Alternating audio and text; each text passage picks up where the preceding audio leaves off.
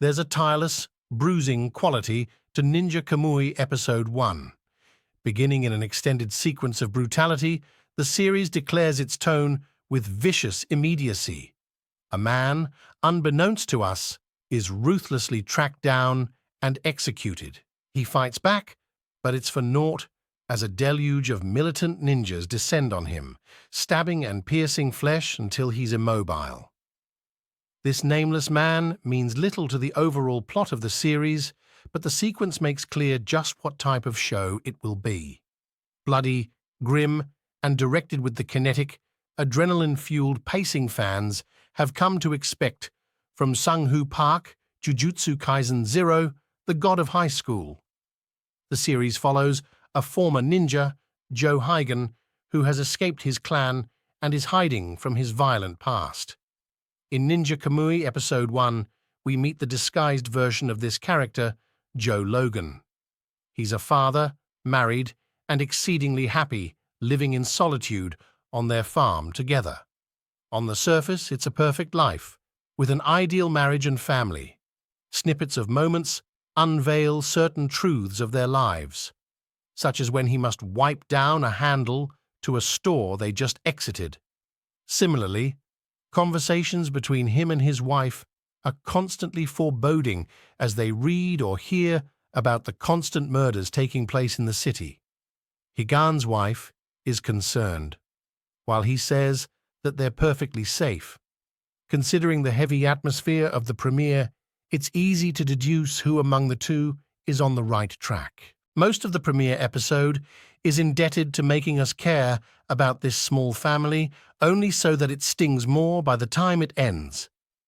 They hold evident, abundant affection for one another. They're a real family who've had to hide who they truly are from any onlookers.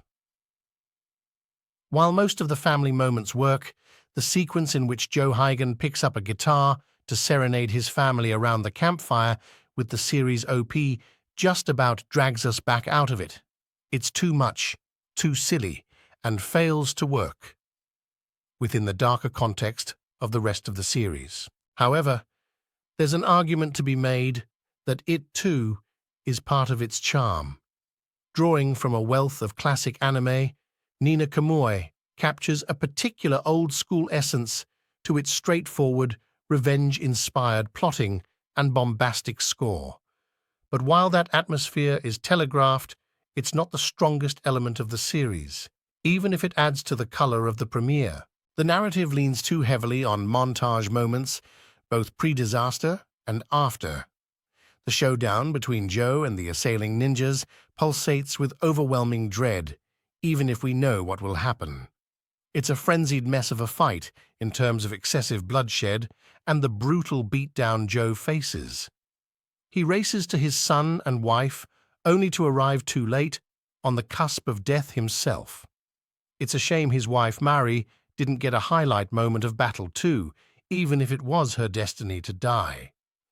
By giving her a moment of action, the series might have avoided the standard man getting revenge for a dead wife trope.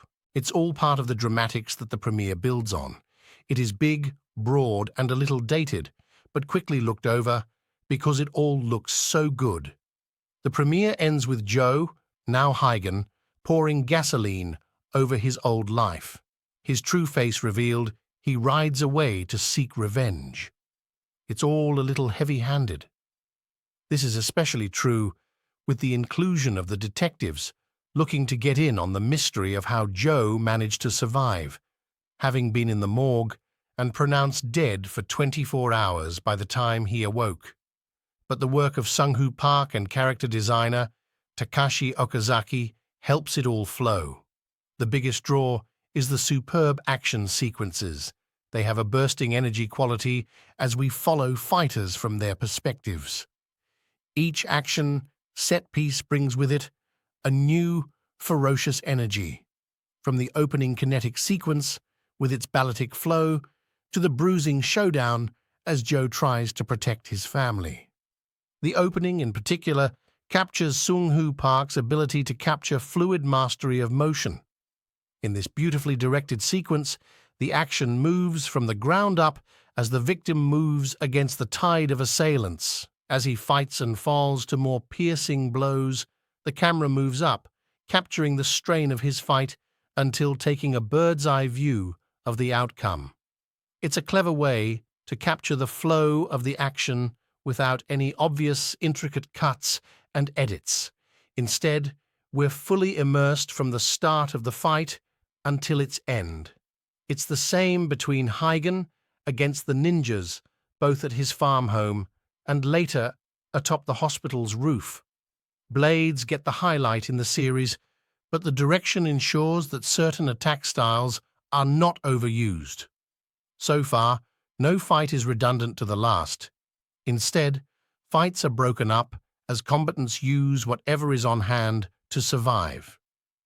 There's visceral impact to some of Huygen's attacks, especially when they seem to cause him physical pain. By the time he dons his mask, we've already witnessed his monstrous capabilities. Ninja Kamui. Episode 1 is a promising premiere for director Sung-woo Park, whose skills are formidable. But while the action itself stuns, the story itself is lacking. The writing remedy is this by how the premiere is a clear place setting. The episode readies viewers for what's to come now, that Huygen's tragic story is put into motion. Gripping if a little messy, Episode 1 bruises in action, even if it doesn't land as significant an emotional blow.